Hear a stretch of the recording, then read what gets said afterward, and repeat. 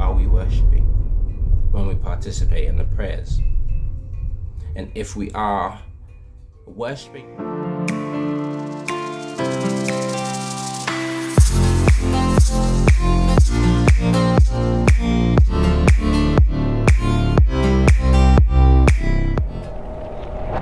good morning, good afternoon, and good evening. Welcome back to my channel. My name is NII Atukwei. I am, and I do hope to be your African-centered tutor in the very near future. My area of interest is education, specifically speaking African-centered education. My topic of interest is knowledge of self. Now, knowledge of self is represented in the BAO-BAB framework you can see behind me. As I always say, the BAO-BAB framework is a framework for the study of self. And as we are studying the self, what we have done so far is we have gone to our master teachers to give us ideological clarity as to what exactly it is that we are doing. So these videos are designed to help to provide you and me with ideological clarity with regards to what we are doing when we are developing the self. Today's video will focus on the tribal self. As I always say, the African self is unlike any other self on the face of this planet. And the self, the tribal aspect of the self, is akin to more of the collective or the communal or the group self. Okay, so the African self is not just a physical, it's not just a personal mind self, it's not just a sort of a group self, but it's also a tribal ancestral self. And today's video will focus on that aspect of the self. Okay, so I hope you are enjoying my video so far. I don't know, maybe enjoying might be a stretch of a sentence, but I hope you are enjoying or you are taking on board what I am saying in these videos. I hope that these videos are confirming some of the things that you've been thinking for a long time, and I also hope that these videos, when you share them to people, I hope that they are making transformational differences in people's lives. Okay, I am going to carry on reading from this book, Know Thyself, by our master teacher, Dr. Akbar. And I think it's apt that I use this book because this book is literally entitled Know Thyself, Knowledge of Self. Okay, so it's apt that we use this book, it's correct, and it's appropriate that we use this book because this book just goes straight to the point and cuts through all the nonsense. Okay, so I am still reading from chapter 2 of this book entitled The Definition of the Self. I am now on page 88, which focuses on the tribal self. So I'm going to carry on and go into it and not waste too much of your time, because I know that, of course, time is precious. Okay, so let's get into today's video.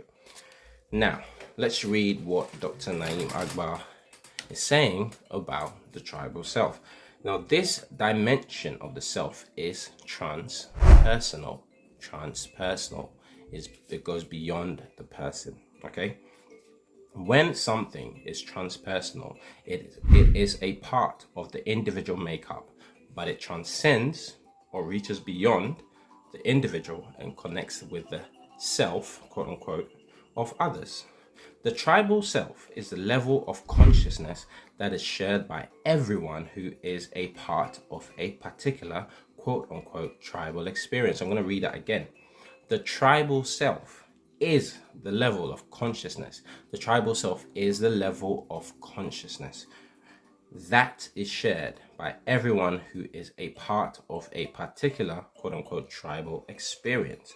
The quote unquote tribe identifies the collective, historical, and shared experiences that have shaped us in the particular form that we are. The quote unquote tribe identifies the collective, historical, and shared experiences that have shaped us in the particular form that we are. A community that shares a common set of significant human experiences over a period of time constitutes a tribe.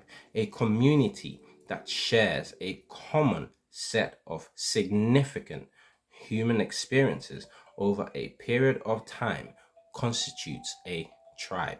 So we can go back and look at some of the negative shared experiences that we have as a people on the face of this planet. Okay, we can also go back and look at some of the positive shared experiences that we have on the face of this planet.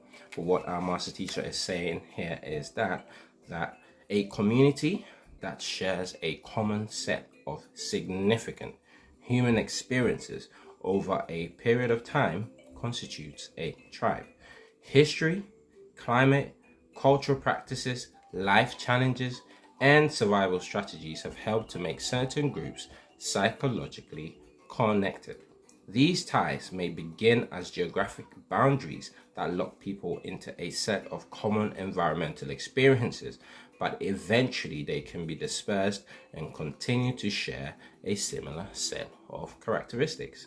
I'm going to say that bit again. These ties may begin as geographic boundaries that lock people into a set of common environmental experiences, but eventually they can be dispersed and continue to share a similar set of characteristics. So those of us, for example, we can go as far back, to Africa when Africans began, or when Africans were migrating to other parts of the world. Okay, so they may have left Africa, or particular groups may have left Africa and gone on to other parts of the world and taken on or become locked into a set of common environmental experiences. Okay, however, they still share similar set of characteristics with the original people, or the original wider group, or the wider community with which, or from which they came. Okay, so when I talk about Africa, or when I say African, I'm talking about the African planet, globally speaking. Okay, not because we share common sets of characteristics. Okay, and this is, I guess, where the power of ethnicity comes into play. Okay, we can go into genetics, we can go into blood groupings, we can go into even like physical characteristics, we can go into the type of hairstyles that we have, or the hair.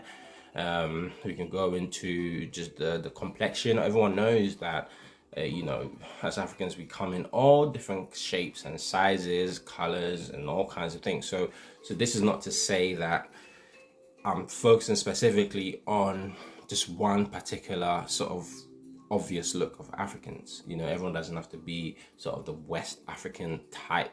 That's not what I mean. But when I say African, Caribbean, and Black people, and I should add people in the diaspora as well, we're talking about a whole host of communities, different people. But then when we look at it, we do share, as he's saying over here, even though we are dispersed and also have different environmental experiences, but we continue to share similar set of characteristics. Okay, let's get back in. The tribal dimension of the self is the ancestral component of one's being. The tribal dimension of the self is the ancestral component of one's being. This is the representation of those who have preceded us within our personality. Most communities are very respectful of this dimension of the self and show particular reverence through rituals and practices that acknowledge the continued spiritual presence of those people who have lived and contributed to our being, but are no longer on the physical plane. Let me say that again. The tribal dimension of the self is the ancestral component of one's being. This is the representation of those who have preceded us within our personality. Most communities are very respectful of this dimension of the self and show particular reverence through rituals and practices that acknowledge the continued spiritual presence of those people who have lived and contributed to our being, but are no longer on the physical plane. Okay, now I know I'm not related to any of the master teachers that I keep mentioning on this, or I don't know of any relation, okay, physical, genetic relation in terms of like they're members of my quote unquote immediate family. Okay, however, because I recognize them or identify with them as one of my people and from my community and from Africa, regardless of where they were on the face of this planet, okay, I, through my practice as an African-centered tutor, I'm acknowledging the continued spiritual presence of those people, okay, who have lived and contributed to our being, but are no longer on the physical plane. Okay, so that is an example of what I am doing through my practice as an African-centered tutor. Okay, so let's get back in. Foreign observers have described such practices as being forms of quote-unquote ancestral worship, and have dismissed them as superstitious and idolatrous. Now, I am certain that such ancestral recognition is observed among most people on the earth. Certainly, throughout Africa, one finds some form of ancestral recognition, as is the case in most of Asia and in most parts of the world except for Europe. I would submit that the prevalence of this practice is an expression of the realization of the transcendent presence of one's ancestors within the self. It is this common ancestral heritage that ties the tribe together in much the same way that the family is tied together through its shared parentage. Okay, so I am certain that such ancestral recognition is observed amongst most people on the earth. Certainly throughout Africa, one finds some form of ancestral recognition, and this is very true. And even outside of Africa, when you go to African peoples in different parts of the world, if you follow the work of Dr. Runoko Rashidi, who will show you that there are many African groups dispersed in different parts of the world. So I'm not just focusing on Africa. And let me just make this point. When I do say Africa in my videos, or when I'm talking about African in my videos, I'm talking about the reawakening of the African that's within us. Okay, it's a reawakening of the African that was within me. Yes, I knew I was objectively African or black, but a lot of what I had seen outside of the African was very negative. Okay, so it wasn't until I began to get in touch with the more true, more positive stereotypes and more true and more positive facts and historical information about myself, it was at that point that the African within me was awakened. Okay, so it is the awakening of the African within, which is what African self-development is truly about. Okay, that soul, that spiritual, that deep core within you is the awakening of that person. Okay, that ancestral aspect of yourself. Okay, so this is why I say the African self is unlike any other self on the face of the planet. Let's carry on. I would submit that the prevalence of this practice is an expression of the realization of the transcendent presence of one's ancestors within the self. It is this common ancestral heritage that ties the tribe together in much the same way that the family is tied together through its shared parentage. Consistent with the European American or European focus on the physical and material is the essence of what is real. Now, actually, let me just go back a little bit, because I want to touch on this point as well with regards to the ancestral worship, and I am certain that such foreign observers have described such practices as being forms of ancestral worship. But usually when people talk about ancestral worship, people talk about ancestral worship in a negative light. Now, I attended a Catholic school in the country I grew up in, and every morning I had to say Hail Mary like once at least every morning for I don't know how many years. Okay, now Mary is not my ancestor. I am not related to a Mary. Okay, and I do know the origins of the Mary story. Okay, and this is not what this video is about, but I am not related to that person. So why was I offering prayers to Mary every morning as a child? Surely that is a form of ancestral worship. So whose ancestor was I worshipping then? And the question is, when we send our children to school, or when we're in school, or when we go to the churches, the synagogue, the mosques, and all these kinds of other places that we go to, whose ancestors are we worshipping when we participate in the prayers? And if we are worshipping other people's ancestors and neglecting ours, are we building those other people's selves, as I've been saying in my videos? And are we neglecting to build the self that is personal and that's true to us? Okay, this is some food for thought. Anyways, again, consistent with the European American or Euro-American focus on the physical and material as the essence of what is real, the way that is most acceptable for their discussion of the tribal ancestral self is in their acknowledgement of genes and biological inheritance as the vehicle by which the ancestors make their presence known in ourselves. Let's read that again. Consistent with the Euro-American or European or Western focus on the physical and material as the essence of what is real, the way that is most acceptable for their discussion of the tribal ancestral self is in their acknowledgement of genes and biological inheritance as the vehicle by which the ancestors make their presence known in ourself. So if we're looking at a Eurocentric way, Europeans or Eurocentric people, Western people, do acknowledge their ancestors or through their ancestral traits by looking at the genes and biological inheritance as the vehicle by which their ancestors make their presence known in their selves. Okay, so that's their standard and that's their measure of their tribal ancestral self. Okay, but that's not our measure, and that's not the African-centered measure of the tribal ancestral self. Okay, now if you are someone who works in, let's say, healthcare, and you've been in sort of the medical kind of field or the medical healthcare field in the last, say, 50 years, okay, you will find that there's been a predominance in the sort of the genetic determinism. Okay, so your genes determine your reality, in terms of that's just how things are promoted.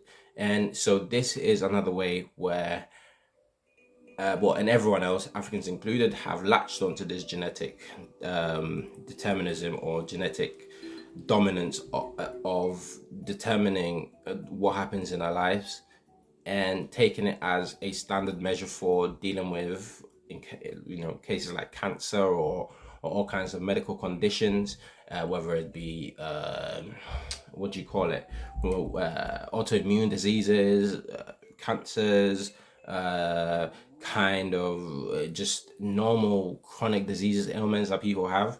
But when we read what our master teacher is saying, he's saying that is how Europeans or the Western mind recognizes, or let me not put words into his mouth. He's saying that the way that is most acceptable for their discussion of the tribal ancestral self. So when we're talking about genetics, we're talking about European tribal ancestral self.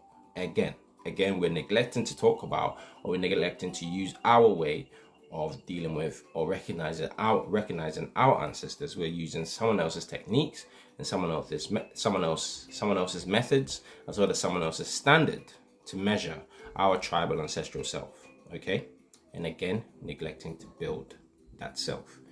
Again, the European or the Western difficulty in incorporating spiritual into non-physical reality into their worldview forces them to identify this transpersonal dimension of the self into a physical code that they find hidden in DNA.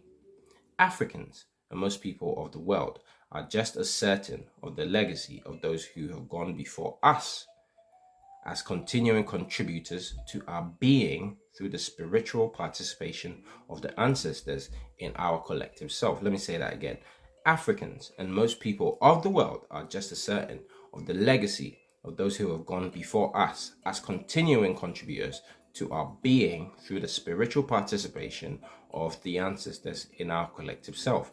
The African view of the self places the legacy of our ancestors as an active part of the collective and individual personality.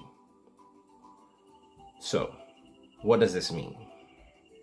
The African view of the self places the legacy of our ancestors as an active part of the collective and individual personality. So if the African view of the self places the legacy of our ancestors as an active part of the collective and individual personality, and we spend a whole heap of time lifting or recognizing or using other people's standards as the measure for, I don't even know if we're thinking about self-development, but we're just doing things in general, we are neglecting building ourselves.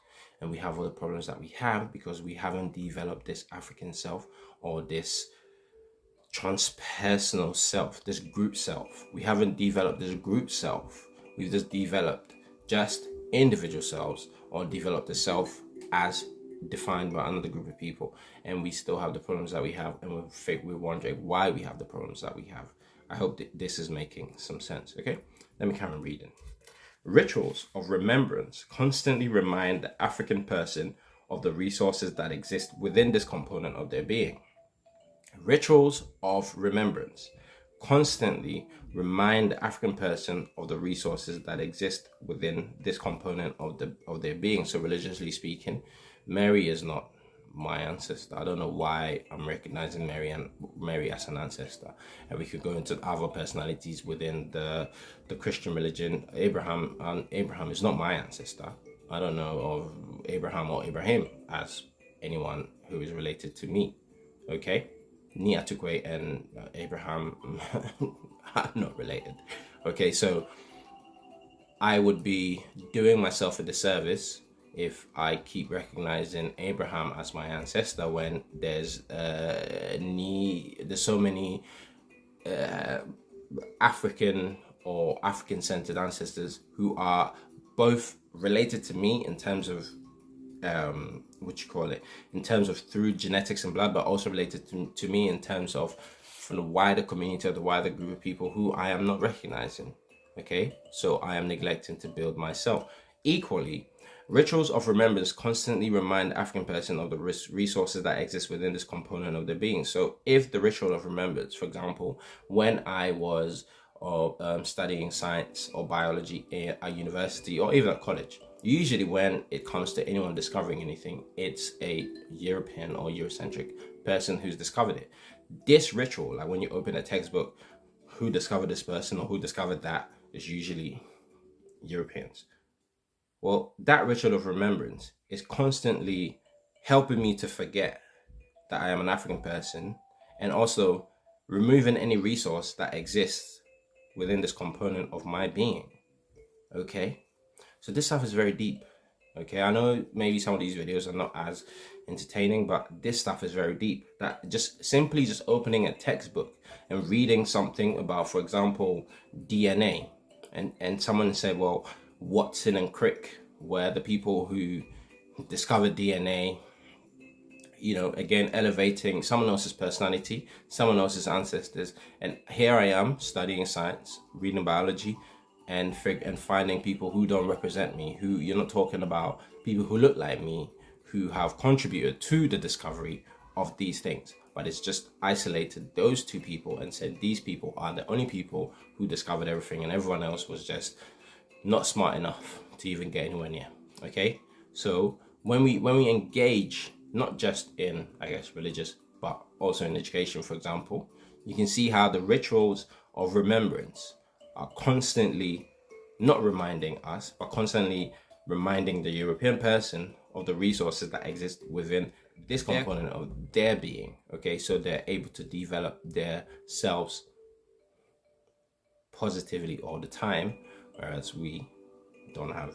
If we say that this is the route that or this is the path that we're going to follow, then we're going to struggle with developing ourselves. Okay, now, remembering is the educational objective of this component of the self.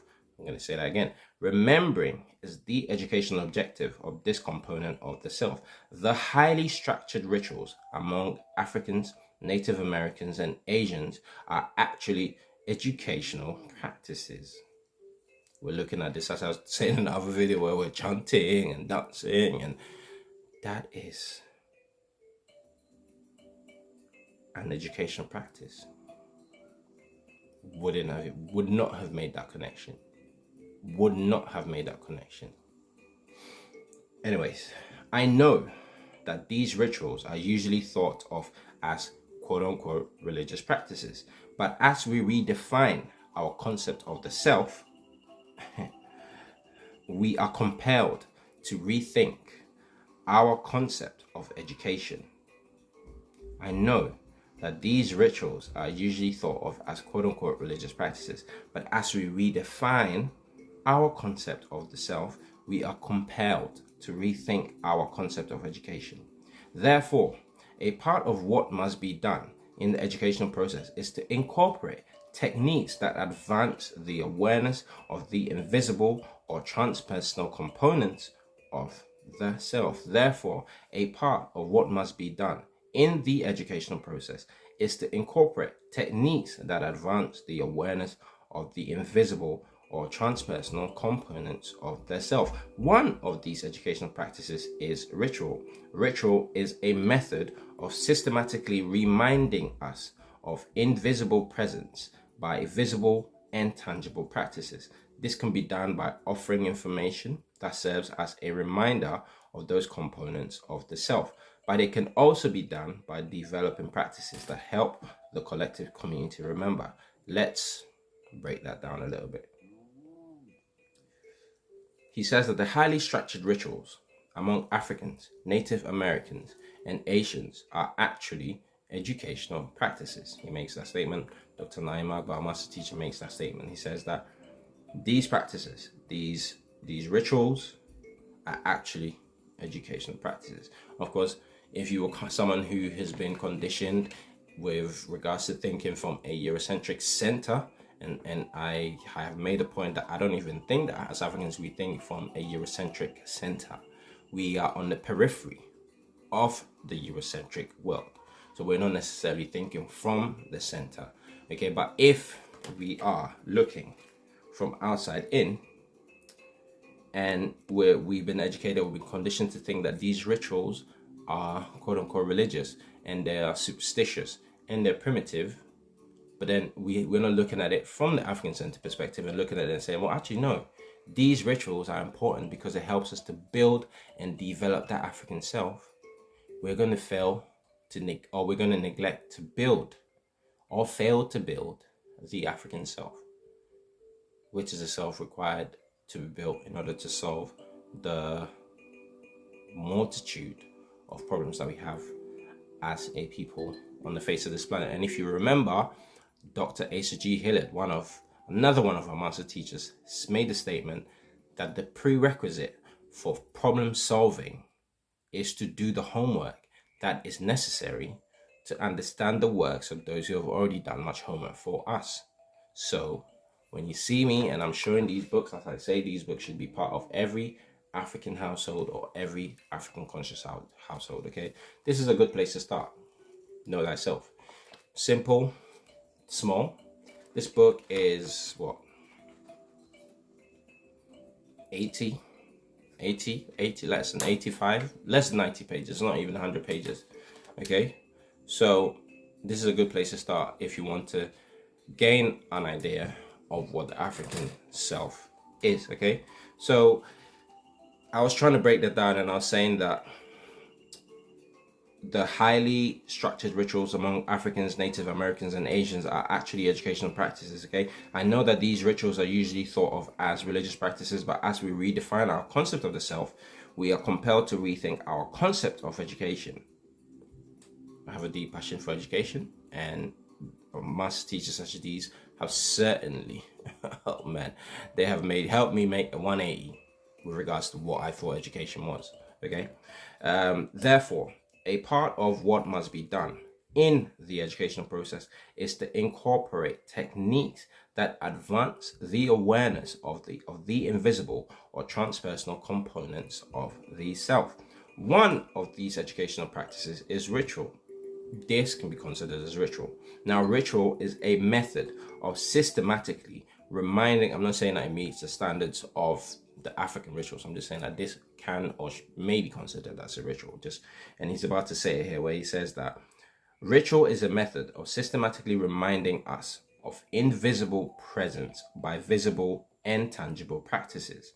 Ritual is a method of systematically reminding us of invisible presence by visible and tangible practices. This can be done by offering information that serves as a reminder of those components of the self. This is what I'm doing, and I'm offering information as a reminder of those components of the self, but it can also be done by developing practices that help the collective community remember the BAO-BAB practice, or even by when you see books by Black authors that showcase Black people.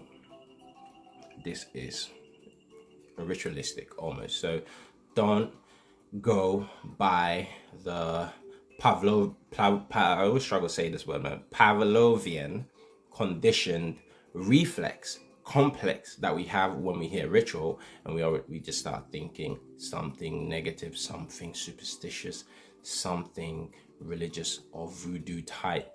Okay, ritual, you can go look up the word in a dictionary, but as he's saying over here, ritual is a method of systematically reminding us of invisible presence by visible and tangible resources. And even as I'm reading this, I'm thinking about growing up where I'm seeing some ritual practices and it just all looked like, for me growing up, but maybe someone else hadn't explained that to me, or maybe I wasn't old enough to understand the concept that was being portrayed. But now I can see how even Europeans actually carry out ritual. And again, you wouldn't associate rituals with Europeans or Asians, or you probably think those native people, those are the only people who do rituals, but Western people don't do rituals. But he's saying here, when you see Watson and Crick in a textbook, that's a ritual. When you see that, it's always like European types of people that discover things or that do certain things, that is ritualistic. So European people, Western world also has rituals, okay? But the approach is different, okay? Let's carry on. Ritual is a method of systematically reminding us of invisible presence by visible and tangible practices. This can be done by offering information that serves as a reminder of those components of the self, but it can also be done by developing practices that help the collective community remember. Now, since our focus in this discussion is on the shared experiences of people of African descent in the context of the United States, okay, this book, that's who this book was written for, technically speaking, then the example, let me start again. Since our focus in this discussion, and someone's going to say, well, it's written from African American people. As I said, the African experience is a global experience. Just because, I don't know, African experience is a global experience, okay? It's not just limited to African Americans. When you look at the outcomes, you can measure the outcomes. You might say, okay, this looks different, or these guys can rap, but these guys can't rap, or you just try and figure out so many differences. But when you look at things and you begin to just notice patterns with regards to results or outcomes, okay, you can begin to see, and a great person, a great source, or someone who really showed us the patterns, the similar patterns that occur in our lives is, of course, Marcus Garvey. Our ancestors, may you rest in power, may you rest in peace, or may you rest in peace and may you rest in power. Okay, let's carry on. Since our focus in this discussion is on the shared experiences of people of African descent in the context of the United States, then the example of this group is an appropriate illustration of this dimension of the self. People of the African continent, particularly of sub-Saharan Africa, have been under an almost continuous siege for the last several hundred years. I'm going to say that again. People of the African continent, particularly of sub-Saharan Africa, have been under an almost continuous siege for the last 700 years. I am also, okay, he's just focusing on particular groups of people. We're not neglecting anyone, okay, we're just focusing on particular groups of people. So let's carry on reading, and he will touch on other groups of people. Okay. People of the African continent, particularly of sub-Saharan Africa, have been under an almost continuous siege for the last several hundred years. Foreign invaders from Europe colonized the African continent, took their natural resources, exploited the people, ridiculed and interrupted their indigenous cultural practices, or our indigenous. Let me start again. Foreign invaders from Europe colonized our African continent, took our natural resources, exploited our people, ridiculed and interrupted our indigenous cultural practices. The continuity with their particular cultural and ancestral lineage was painfully violated, or the continuity with our particular cultural and ancestral lineage was painfully violated by a variety of political, which is still in place, military, which is still in place, economic, which is still in place, even religious, which is definitely in place, and ideological, which is most certainly in place, strategies, okay? The continuity of their particular cultural, of our particular cultural and ancestral lineage was painfully violated. I want to go back to something where he said that people of the African continent, particularly of sub-Saharan Africa, have been under an almost continuous siege for the last several hundred years. We're not going to say several hundred years. We're going to say at least 3,000 years, okay? At least 3,000 years. Now, if you've been under siege for at least 3,000, let's just think about that for a second. If you've been under siege for at least 3,000 years, someone has constantly been taking your resources, attacking your people, has been miseducating you, has been taking away your culture, and cutting any links between your ancestral lineage. Do you think that you will be yourself? Like, you're not going to be yourself. So we haven't been ourselves for a very long time. So this is the reality, regardless of where we are on the face of this planet, that we have had our indigenous cultural practices interrupted. We've been ridiculed, and our cultural practices and indigenous practices have been ridiculed. We've been exploited as a people. Our natural resources are gone. We've been colonized. We've undergone slavery, colonization, neocolonization, segregation, apartheid, redlining in all forms, or in the IMF. Like, you're not going to be yourself. You are not yourself. We are not ourselves. Okay, so there's no need to pretend. There's no need to try and be in denial of reality. This is just what it is. We haven't been ourselves for a very long time. This is why I emphasize that we have to define before you develop yourself. You have to know what self you're developing before you even begin the developmental process. And you also have to take into consideration the things that have happened to you so that you know what you need to fix with regards to yourself. Okay, so let's get back into these notes. Okay, thank you for taking time out of your precious day to watch my videos.